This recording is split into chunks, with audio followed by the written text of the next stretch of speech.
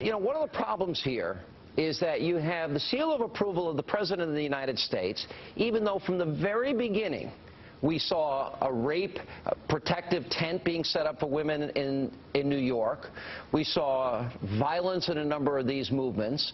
We saw, you know, cursing of police officers, all these incidents, but the President and Nancy Pelosi praised the movement at the time. That's a problem for me. Is it a problem for you? I don't think they're praising what you think they're praising, Sean. I don't think there's any support here from me. I don't think that I haven't heard much support from anybody for people who are, you know, psychiatric cases, but specifically No, but there was a lot of, terrorists. if you have to set up a rape protection tent in Zuccotti Park, look, and people are having sex and doing in public and doing drugs in public.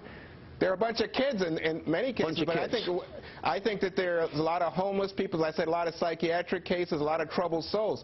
I don't think that's the point of Occupy Wall Street. And they were the ones having Street. Sex and doing drugs in public and taking a crap on a police car? Those are the guys? Nobody. No. That's sad. That's pathetic. Nobody approves of that, and they should be put in jail. Right. Imagine, Michelle, I'm going to show you two cuts here. This is one of Obama praising the Occupy movement and one of Nancy Pelosi saying, God bless them.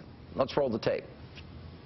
I think it expresses the frustrations that the American people feel, that we had the biggest financial crisis since the Great Depression.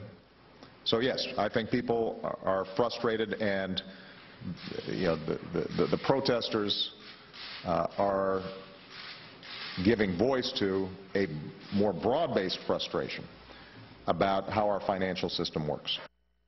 Well, the message of the protesters is a message for establishment every place. And God bless them for their spontaneity. It's, you know, it's an independent people coming. It's young, it's spontaneous, it's focused, and it's going to be effective. It's violent, Michelle. There's been a law breaking. There's been confrontations with police, sex in public, drug use. Oh, you know, God bless them.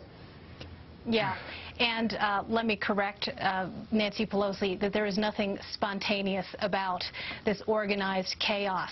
And these occupiers and the Democrats behind them can no more disown the violent agitators than they can disown the stench that comes from these filthy encampments.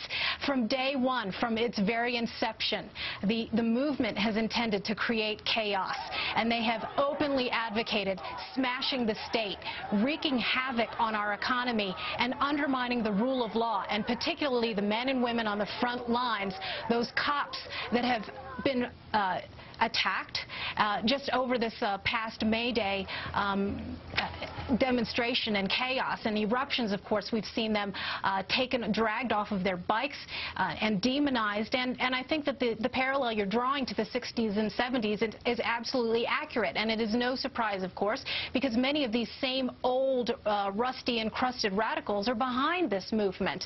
And I'd like to call out. Can I make a point to you? Yeah, but let me call you out first, Juan. But let me respond. Allow me to respond, Michelle. I just think, Michelle, that if you look at something like Tea Party movement, if I was on the show with Sean and I said, oh, but what about the racism in some parts of the Tea Party? Or what about the Tea Party person who brought a gun? What racism? Oh, gosh, you can talk about jokes about monkeys and the president. No, so, I mean, let's not, there's no question about that. Name me one Tea Party person who said that. And some people have been expelled from the Tea Party because of racism. And don't forget, Juan. No, I don't have to. Look, I'm telling you, not only that, members of Congress. You're telling me the Tea Party people have called the president a monkey. Name me one Tea Party leader who has. I don't remember the name, Michelle, but you can research it in an instant online, and I know you have that skill. And don't forget that the people were showing up and interrupting members of Congress, being rude to them. That's not the heart of the Tea Party, and I would never make that charge. Hang on, one at a time, Michelle. That's tantamount to calling for violence and killing cops and killing conservatives and Republicans? Nobody who is really talking about fairness, which is the heart of the Occupy Wall Street movement, is talking about that. That's all the president ever talks about, Juan. That's all he ever talks about. Nobody supports that. Wait a minute. These same kids that are there on their computers, the same kids that are destroying businesses that they didn't build, and blaming and banks and the violence and the destruction and everything else that's happened here. But God bless them. That's what Nancy Pelosi said.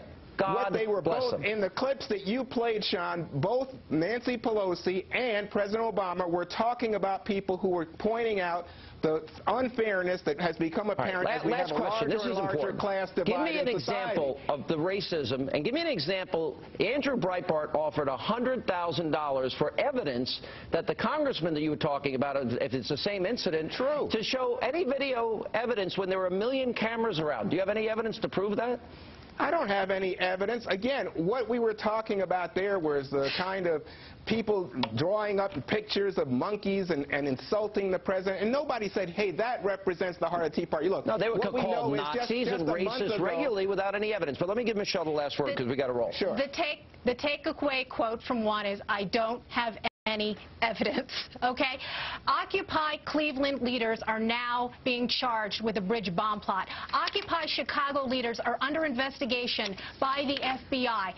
Occupy leaders in L.A. and Denver and Oakland and San Francisco and Seattle and New York have been caught on tape advocating violence for the transformation of this society. There is absolutely no parallel between the peace-loving, tax-paying, hard-working people of the Tea Party movement and the anarchist, poo-flinging, Marxist monkeys of the Occupy movement. We got to run, None guys. I whatsoever. promise we'll have you back together.